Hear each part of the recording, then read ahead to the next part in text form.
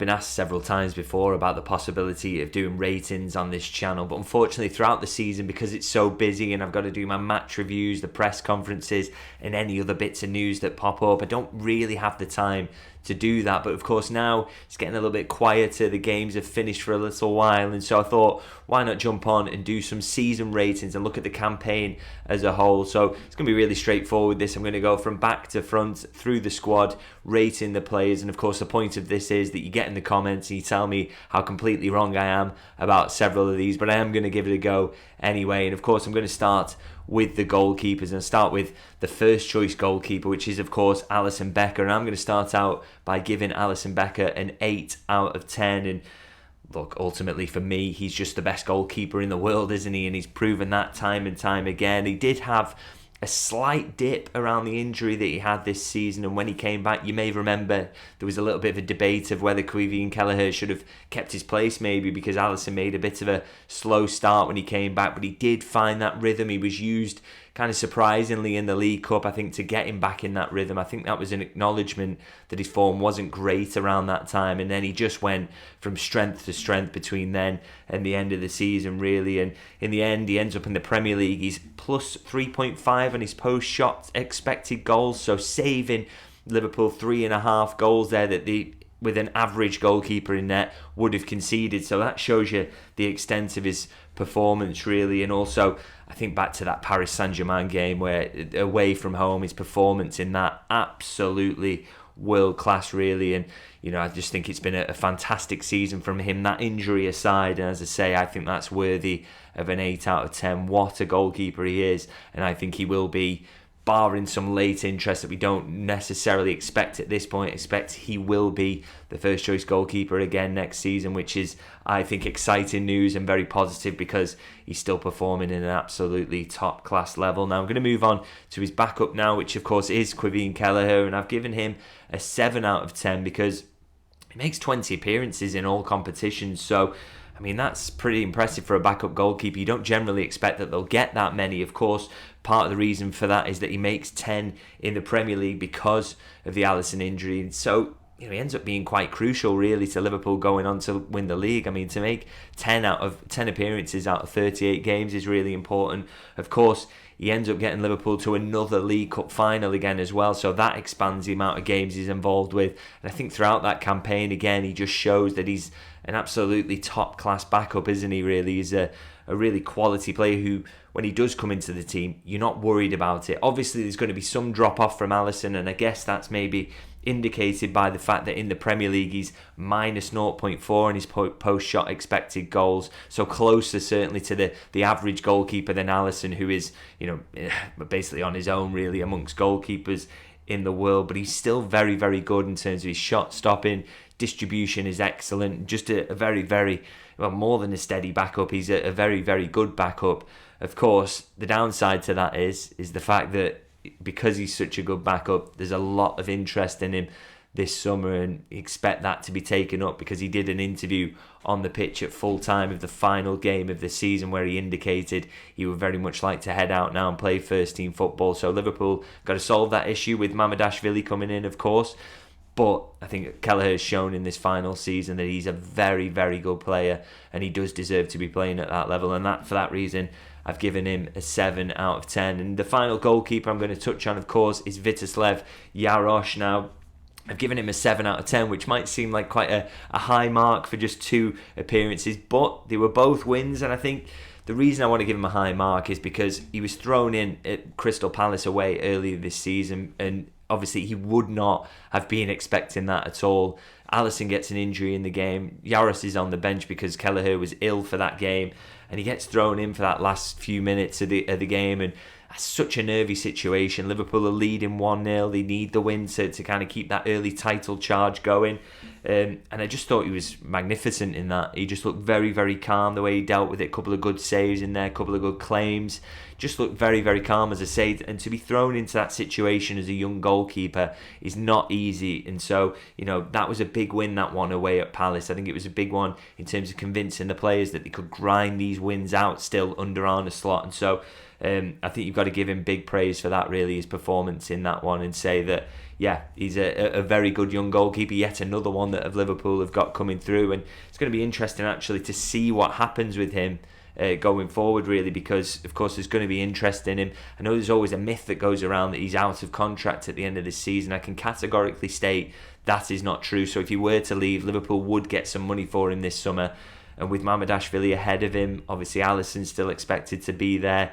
Does he need to go and seek a move? We'll see. But if he does leave, he'll leave with a 7 out of 10 for his efforts from me, so I'm sure he'll be pretty pleased with that. So going to move on to the defenders now and start with Joe Gomez, and I have to say this is a bit of a lower mark for Joe Gomez. I've given him just a 5 out of 10, and I feel a little bit harsh doing that, firstly because he's a really nice guy and great to deal with, but also because he has had some really good moments in the season. I mean, you consider the fact that first Manchester City game at Anfield, the 2-0, he comes in for that due to an injury to Konate, plays really well, and he covers quite a bit of a period there actually to kind of late December, where he comes into the side and helps Liverpool stay on track, helps them keep in the title race when they're missing Konate through that injury he sustains against Real Madrid. But of course, he picks up more injuries in the season. He ends it with just 17 appearances in total. And he does get that injury initially. Then he comes back for Plymouth.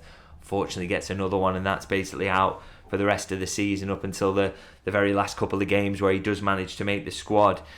So I think you have to acknowledge, really, that is a disappointing season. You know, he could have been so important because he's versatile. Left and right back in cover there. Centre-half always does a good job.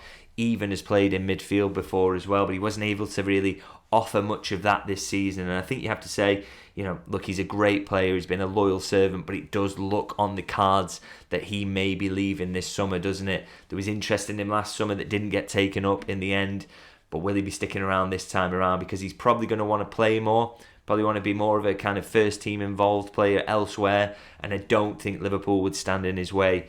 If that were the case. It's not been a great season for him, but of course he's had many great seasons at Liverpool, clocked up a lot of appearances and been a really good servant in a time where Liverpool have won a lot of trophies. So this 5 out of 10, as I say, feels harsh, but I'm sure there's much more to come from him elsewhere. And I'm going to move on to Virgil van Dijk next, and you won't be surprised at all. This is going to be a very, very high mark. I've given him a 9 out of 10. Now, for me, no centre-half in world football gets close to him, really. I think he's just absolutely out of this world, isn't he? And he's shown again that he is of that level. He just is very good at everything you need to be a top-class centre-half. I mean, you've got some statistics here. The most passes into the final third of any player in the Premier League this season, so his passing's absolutely outrageous, isn't it? He made 290 passes into the final third, and the closest to him in that regard is Josko Gvardiol, who managed 247, so a million miles behind him in terms of that. Fourth highest for aerial duels, so he's so dominant in that regard, isn't he, as well? And so, he's good at defending, he's good at passing the ball, he's just literally an all-rounder who is world-class in every aspect. And I also think, he's an amazing captain, an incredible leader, a great ambassador for the club, as evidenced by the fact that he was the man who decided that Alan Hansen should be the man who hands him the trophy on the final day. I mean, we talk about people getting a football club. I don't think you can find a better example of that than Virgil van Dijk, and then you throw in the fact that he's utterly world class. Arguably, he's up there as one of the greatest centre-halves of all time, and then, it's just the complete package, and no wonder he's so loved by fans, and thank goodness there is another 2 years of Virgil van Dijk to come. Very much looking forward to that. Now I'm going to talk about his partner next, which of course is Ibrahima Konate, and I've given him just slightly lower with an 8 out of 10. I think he's continued to grow this season, hasn't he? I mean, you look at the numbers, he's 6th for aerial duels won in the Premier League in terms of the percentage of those won in the Premier League. So that's a really dominant pairing, him and Van Dijk there. He could maybe show a little bit of improvement on the ball, and I think that's something we've seen some really good stuff from him on the ball, but also some kind of moments where he's looked a little bit uncomfortable. I think that's where the next step of his game will come from. But I think the huge bonus from him this season is that he's been fit for the majority of it. I mean, just the one injury, which he was unfortunate with that one. It wasn't a muscle injury. It was, of course, just an impact from Hendrick landing on him. So that was very, very unfortunate. But I think the fitness is massive. It's been the big doubt about him, really, in his Liverpool career, hasn't it? Is whether he's able to stay fit for an entire season. So really, really assuring that he was able to do that this year. And I think he's growing as a leader. I think there's been a lot of talk behind the scenes about the way he's really kind of moved into that role of teaching others how to look after themselves, but also buying into everything that the managers tell him. So that's really seeing growth in terms of that. And I think the only question over him now really is, if we come to the end of this and that doubt over the injuries has been eased, it's just now about his contract, isn't it? Obviously, just 12 months remaining as we head into this summer. So what is going to happen with him, we will have to see.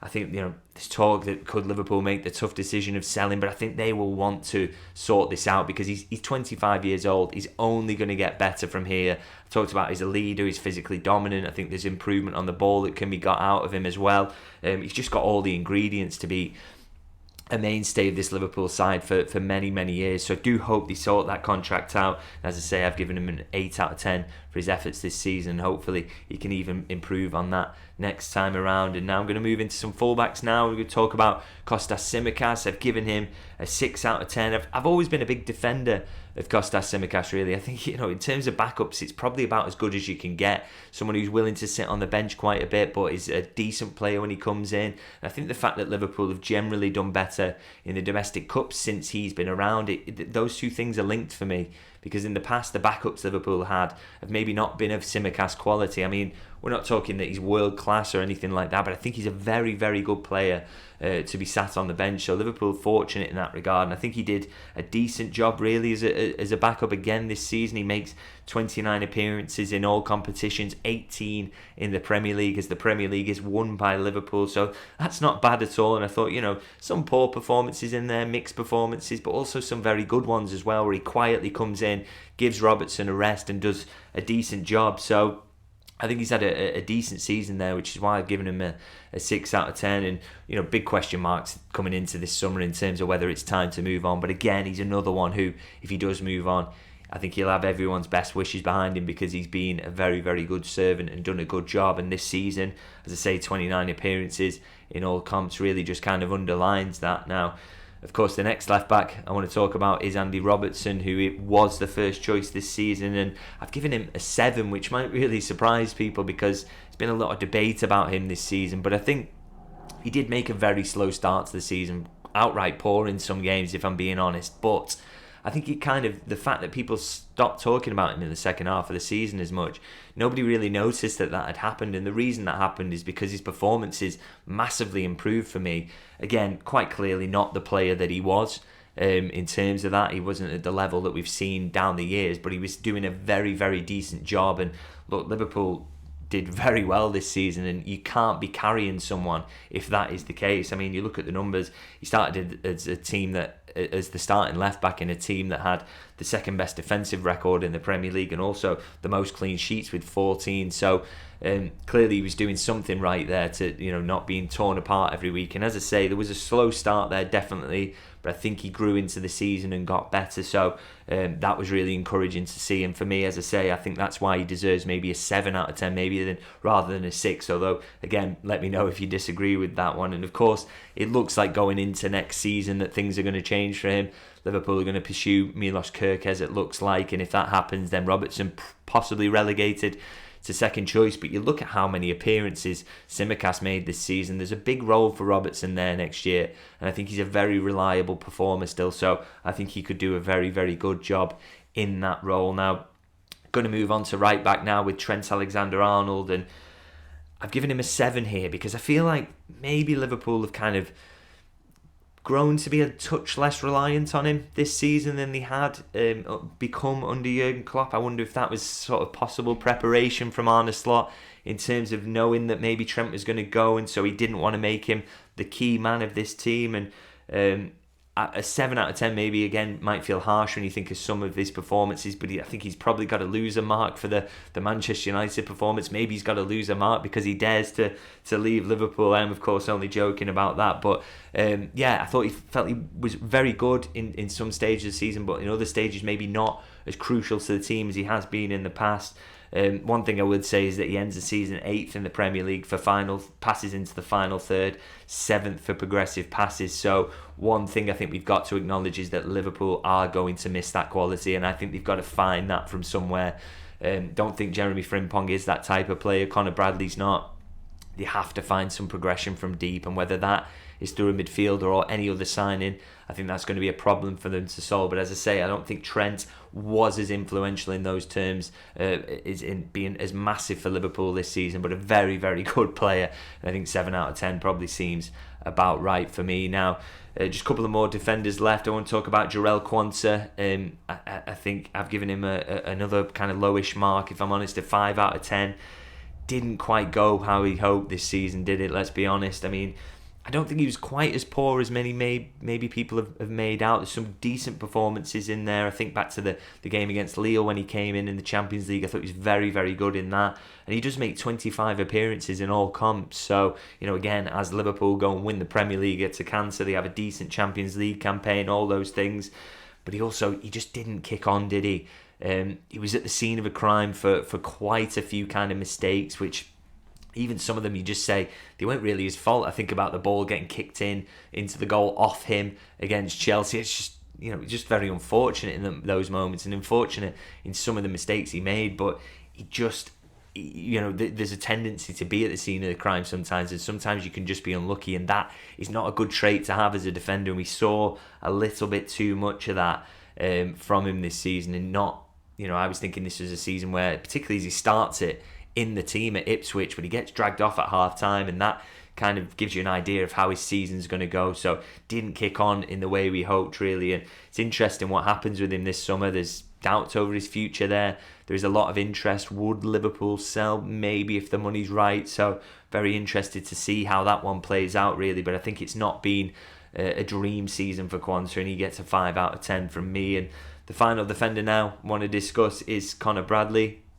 I've given him a 7 out of 10, and his mark's quite high there, but I think he's been largely brilliant when he's come into the team. Some mixed performances, yes, but I think he's been very, very good for large parts of this season. I mean, Trent out for a while, wasn't he? And Conor Bradley came in and did a great job, and you think about the Real Madrid game in particular where he crunches Mbappe, and I think just brilliant throughout that game. I think he's shown loads of quality in terms of going forward and how he can be a real asset for Liverpool in the coming seasons. I just think his performance level has been very, very high, and I think Liverpool should be excited about what they've got at right back there coming through, particularly because a spot is now opening up with Trent leaving. I think it's going to be an interesting battle between Frimpong and Conor Bradley for that position. I don't think it's going to be the case that because they've spent money on Frimpong, he's the first choice. I think Bradley's got a real chance of being a regular starter next season. Of course, the only question mark over him is his injury problems, and he has missed some games this season through injury. Can he get over that? Can he put together a consistent run of games next season? The manager seems to think that playing consistently will help his injury record. We'll have to see on that regard, but I am excited about Bradley, but it's just that one question mark over his injuries, and we'll see how he goes in terms of that. Now, going to move into the midfielders now, and I'm going to start with a guy I like a lot, is Wataru Endo. I've given him a 7 out of 10 now. That's possibly quite high, really, for someone who's played 865 minutes in all competitions, but he was great, wasn't he? I really thought he did a good job when he came on. You think about when he's thrown into games in the last 20 minutes as a bit of a comfort blanket. You just know Liverpool are going to go and win that game if they've got themselves a lead, and used it right back at times, at centre half, didn't complain at all. Obviously central midfield often, and I think you think back to pre-season, the manager didn't really fancy him at that point, and there was a really big chance that he would go, but he decided he wanted to stay and fight. And I think, although it didn't end in kind of him making a lot of starts, I think he did win the manager over in the end and show him that he was worthwhile keeping about, really. And he did start to increasingly use him to see out games and perform that job brilliantly. So what a professional kind of player that you want around a squad. And even if he's not played an awful lot, I still think people like that and the impact he's had, they are crucial to winning Premier League titles. So I think a really good season from him, and that's why I give him a 7 out of 10, even though he didn't play very much. And it's going to be interesting to see what happens over the summer. I think his determination is still to stay and fight, but we'll have to see what happens with signings, won't we, and what his position looks like, and also what kind of interest comes in him. That's one to maybe keep an eye on as the summer progresses. Now I'm going to move on to Curtis Jones next, and he is another one who I've given a 7 out of 10. I think he's very much deserving of that. I think there's still, you get the feeling there's a little bit more to come with Curtis Jones, but he's played an awful lot this season, and again, it's as the Premier League title was won, and I thought he was largely good in his performance level. There is that slight concern over him about kind of holding on to the ball too long, and we do see that, but I just think he does a job for the team every time he comes in, which is to win duels. He always wins his duels, and he keeps possession really well. He ended up with the 4th best pass completion rate in the entirety of the Premier League, and the 3 ahead of him are all defenders who are not passing the ball in as dangerous areas. So Curtis Jones, he does not give the ball away, and that's a really, really good trait for a midfielder to have. And he also wins duels, which again is something that Arne Slot is massive on. So I think he's been a brilliant squad player for Liverpool this season, played an awful lot of football in a team that has won a lot of games. And, you just keep thinking there is more to come, as I say, that he can kick on a little bit.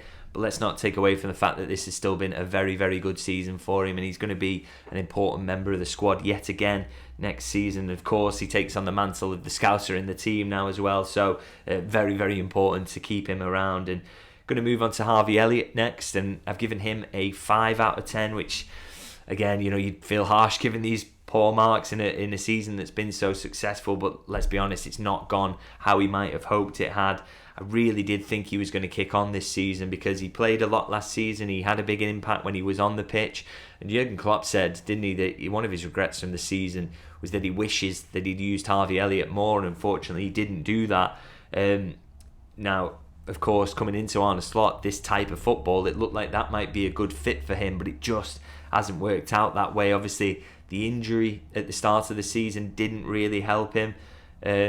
In terms of rhythm, and obviously forcing his way into what ended up being a really settled starting 11, and he ends up with only 28 appearances in the end, which is low, particularly compared to last season where I think he's on 50 odd in the end. He gets 5 goals, 3 assists. Again, these are kind of low numbers really, aren't they? And you just thought that we were going to get a lot more out of him this season, and it's a difficult one for him now coming into this summer. Again, there's huge interest in him from clubs in the Premier League, clubs in Europe. Does he take that up to go and play more often? In Liverpool, you feel like they wouldn't maybe stand in his way because he's got 2 years left on his deal. He'd be pure profit in terms of PSR, and he just doesn't seem to have a place in this squad, does he really? I think his size, lack of speed really counts against him in Arne Slot's eyes in terms of getting starts in central midfield, so that is a real shame, but it's going to be interesting to see how that one plays out, because this has not been a good season for Harvey Elliott, as much as I really like him as a player. Now, next up, gone for Dominic Szoboszlai, and I've given him an 8 out of 10, and coming into this when talking about him, I was kind of ready to defend the criticisms that he gets over the output really, but I kind of looked at it and he got 49 appearances, 8 goals, 9 assists. That's not bad at all really, is it? For an attacking midfielder, I mean, you maybe want a little bit more than that, but it's not as bad as people have kind of talk about really, is it? And I would also say, outside of that, the output's not bad, but we know how crucial he is to this team. I think you've seen when he's been out for some games that Liverpool have badly missed him. He covers so much ground. He covers that right back spot when Trent has been bombing on. He works his socks off. He makes sure he's always getting on the right side of the ball when Liverpool lose it to stop counter-attacks against them. He's just run himself into the ground really. Phenomenal work rate, great team player. He's generally always available as well, good fitness record, which is helpful, and he chips in with goals and assists as well. So I think he's been a great member of the squad, had a really, really good season despite some of the early criticism around him. And I think, again, he's another one, he's still young. There's more to come from him as well, which is exciting. So very interested to see how he gets used next season, with talk of Wirtz coming in and that number 10 role. Maybe that goes to someone who's more attacking. Do we see Szoboszlai in a deeper role? We will see, but I think it can't be denied that he's had a very good season and had a big influence on Liverpool winning the Premier League. And the same absolutely goes for a man who's always alongside him in Alexis McAllister. I've given him a 9 out of 10, and you just cannot argue with how good this guy is. What a player. Alexis McAllister is really. I mean, for me, he's Liverpool's best midfielder. He's the heartbeat of this team in terms of, you know, the intelligence, the control, the exercises over games. He's a Swiss Army knife, really, in terms of he's so good at every aspect of being a midfielder. I mean, if you need him to tackle and win duels, he does that for you. If you need him to move the ball through the lines and get Liverpool into the final third, he does that. You know, he's capable of all those things, and he's good at attacking and making chances as well, and he's intelligent enough to know when each of these aspects is needed in the game. And I think that's, you know, just testament, as I say, to his intelligence, his brilliance as a footballer. Just love watching this guy, and you know, I think Liverpool should be throwing a new contract under his nose as soon as possible, because they need to keep hold of him. He can be a mainstay of this team for many years to come. And just I think 9 out of 10 fully deserved, possibly quite close to a 10, but you got to hold that back, haven't you, at some point? So a 9 out of 10 for McAllister for me, and I have also given a 9 out of 10 to his partner in that deep line too, which is Ryan Gravenberch. I mean, he's close second to McAllister in terms of what he's done this season in that midfield. And you know, you think back to the summer, all that talk about holding midfielder, the failure to get one yet again. You know, what are Liverpool doing? There's no chance they're going to get top four if they don't sign a holding midfielder. And all of a sudden, they just plucked him out of nowhere and dropped him in there. And he's just been absolutely incredible. I mean, tackler, duel winner, can still dribble out of a tight spot. I mean, that trademark turn he's got in that deep position that gets Liverpool out, gets them playing. He's just absolutely phenomenal, isn't he? And I mean, what's brilliant about him as well is, you know, you look at his numbers and they're very similar to, say, Moises Caicedo at Chelsea, who I think has been one of Chelsea's better performers. We knew that Liverpool liked him and that he would do well there, because Liverpool don't get many wrong in terms of the recruitment, do they? But you know, they found someone who's close to that. They haven't had to spend £110 million to get him in. They had someone there who they've spent around £35 million on, who was just as good. And you know, the fact is as well that he's only 23 years old. Another one who can just keep getting better. You know, he's going to keep learning. He's going to keep developing. And you know, the fact that there's more to come from a player who's been this good and so influential in a title-winning team already. Just can't wait to see that from him, because what a player he's been, and what a nice surprise he's been for Liverpool supporters this season as well. Phenomenal, and a fully deserved 9 out of 10. Now, going to move into the forwards now and start with Luis Diaz, and I think start with the numbers really, because that's been a criticism of him. 17 goals, 8 assists in 50 appearances, so basically 25 goal contributions in 50 games, a goal contribution every other game. That is not bad at all, particularly when you funnel in so much of your attack through maybe another player in the attack. For him to chip in with that is pretty decent really, and I think the work rate's still there, isn't it, from him? He absolutely, you know, leaves everything on the pitch, which is what supporters want to see. Did a brilliant job as a false nine as well, which is an unfamiliar role for him, but I thought he did really, really well in there, and kind of that was maybe Liverpool's best football of the season was played when he was in that role. And you know, it's not been ideal for Arne Slot in attack, in terms of he's not had someone nailing down that number 9 role. So to have someone who come in and do it with no complaints and do a great job as Diaz did, I think it's impressive from him. And you know, he's not been the star of this team, has he? But he's helped others to flourish as well. And so, you know, I think it's been a really, really good season for him, with deserving of an 8 out of 10. And I think, you know, there's still doubts over him, as there is with others. Obviously, 2 years left on his contract. He's 28 years of age now, so, you know, if Liverpool maybe seen the best of him, is this the time to sell? We will have to see, but for me, I would love to see them keep him around, because I think, you know, you want that continuity there, and Luis Diaz provides it. And I think, there are going to be changes in other areas of the attack, so if you can keep him there for maybe just one more season, I think that would be helpful in terms of Liverpool challenging for the title again next season. But as I say, an 8 out of 10 from me for his efforts this season. I think he's been very, very good. And I've given the same mark, another 8 out of 10, to Cody Gakpo, who has returned similar numbers really, 18 goals, 7 assists in 51 appearances. So again, kind of close to that 1 goal contribution every other game, which is not too bad again when Salah is taking up so much of the goals and the assists. And you know, who knew that playing him off the left hand side was a good idea? Didn't seem like Jurgen Klopp really thought about that.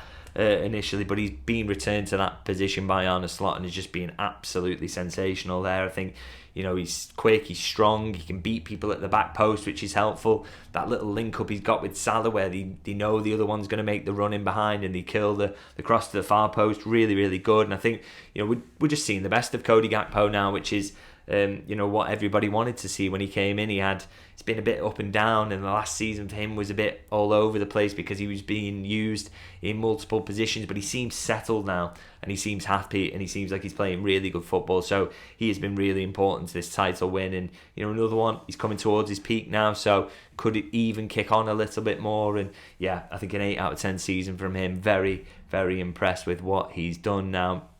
Going to get into some lower scores now, I have to say, unfortunately. Start with Darwin Nunez, who I've given a 5 out of 10, and the hope wasn't it, that the new manager would get more out of him, but it just hasn't really happened, unfortunately. He looks further from being a regular starter for Liverpool than he ever has, really.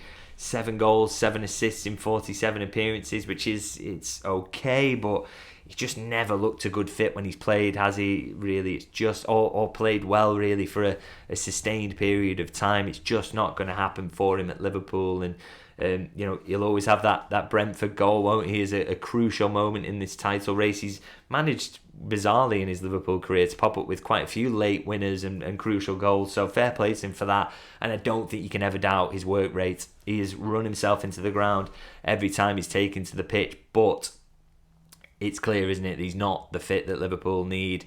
He's not the player that they hoped he might turn into, unfortunately, and he will be going this summer. But look, he's leaving with a winner's medal in the League Cup, a winner's medal in the Premier League as well, and if that's 2 flop seasons or 3 flop seasons from him, then that's not a bad return at all, is it? And like I say, his commitment was always there, but just the quality maybe wasn't. And I think he will be a success elsewhere, but it's just not been right for him at Liverpool, and he gets a 5 out of 10 for his final season. And next is an even lower mark, unfortunately. It's Federico Chiesa with a 4 out of 10, and I just don't think you can give him any more than that, really, because there's so much excitement when he did sign for the club, but it hasn't worked out at all, has it? Let's be honest. Just 466 minutes in all competitions, 2 goals, and injuries, a failure to get into the team or the squad even when he has been fit. He's just not been anywhere near it, really. And the manager's kind of not wanting to allude to it, but you get the impression that in training he hasn't been hitting the level of the other lads, even the ones who've been struggling. He hasn't really been getting close to their level. So it's just not been a move that's worked out. I think it looks now that he will leave this summer. I'd be amazed if he doesn't, actually, and there will be interest in him from Italy, no doubts about that. So he will get a move, and I just think it's kind of a gamble, wasn't it, for Liverpool? Maybe worth a go just to see if it worked out, and it didn't in the end, and nobody's lost too much because they didn't have to pay an awful lot. They'll probably recoup most of it anyway when he leaves this summer. So it was maybe worth a go, and exactly what Richard Hughes, I guess, was talking about with opportunistic signings. But everybody you speak to at Liverpool talks about how good his attitude has been in this time. A brilliant professional, never sulked, a great member of the squad. The fans seem to absolutely love him as well, and he's got one of the greatest Liverpool songs of all time as well. So it wasn't all for nothing, was it? But he will be going this summer, and as I say, you have to give him a 4 out of 10 for this season because it just hasn't been very good at all. And another low mark, again, unfortunately, goes to Diogo Jota. I've got him down as a 5 out of 10. I think not really surprising that he's ended up with injuries this season. That's been a consistent theme throughout his Liverpool career, and he's missed an awful lot of football. Though this injury, really, the rib injury, was very, very unlucky, wasn't it? The way it happened with someone landing on him. But when he came back, his form was just very, very poor, really. He's ended the season with 9 goals, 4 assists in 37 appearances, so not totally woeful, but he hasn't played well for much of the season, really, has he? He's struggling to think back to many games where he's had a very good game, and in 37 appearances, that's it's not a great return, really. I mean, some highlight moments. The goal against Everton is such a Jota goal, isn't it? That's very, very him, the way he dribbles through and finishes that one off. But it just hasn't happened enough for him this season. He's another one who, I guess, if there are offers to come in, Liverpool would absolutely consider it because the injuries aren't going to get better. he's not had a great season, and if you can raise some money from him, then it's definitely worth a go. But it's not been a great one for him, and that's why he gets a 5 out of 10. Now, I have, of course, saved the absolute best until last, and I am talking about Mohamed Salah. And what other score can I give him than a 10 out of 10? Maybe we've seen a little dip in these last few weeks or so, but that's true of the team as a whole. They've not been trying as hard as they were beforehand at the end of the day, and I just don't think you can argue with the fact that this has been a 10 out of 10 season, even disregarding that, because who's had a better season or an individual season ever really in the Premier League? Well, no one, actually, because this is, for me, 34 goals, 23 assists in 52 appearances in all competitions, the Golden Boot in the Premier League, the Playmaker Award, the record for goals and assists in a single Premier League season. He obviously matched Alan Shearer and Andy Cole in that regard, but they both had more games to do, at 42-game season rather than a 38. So that just shows you really that how good he is. So it's a record all out on his own, really. Top in the Premier League for expected goals, expected assisted goals, passes into the penalty area, carries into the penalty area. For me, this is a season that has to win the Ballon d'Or. I don't care what anybody else is doing. This is the toughest league in the world, and he's putting up numbers like this. But the best prize of all, really, on the Mo Salah front is the fact that he's going to be here for another 2 seasons. And look, it might not be like this season again. This might be the last time he's this level, but that's absolutely fine. He doesn't need to be, because Liverpool are remodelling the attack. He's going to have better support, and he's still probably going to be top scorer for the next couple of seasons. Let's be honest. Just, the summary of this is, what a player. Probably the best individual season I've ever had the privilege of reporting on, and there's even more to come from Mo Salah. So that, for me, is a perfect individual season and a 10 out of 10, and a great way to sign off these ratings. So wrap it up there. Do let me know in the comments how wrong I am. I'm sure there'll be plenty of those ratings that you disagree with, and let me know your ratings. Let's have the full list. Let's see what you thought of the performances this season. Very, very interested to hear that. But I'm going to leave it there and say, if you can like and subscribe, I would hugely appreciate that. I'll see you guys very soon.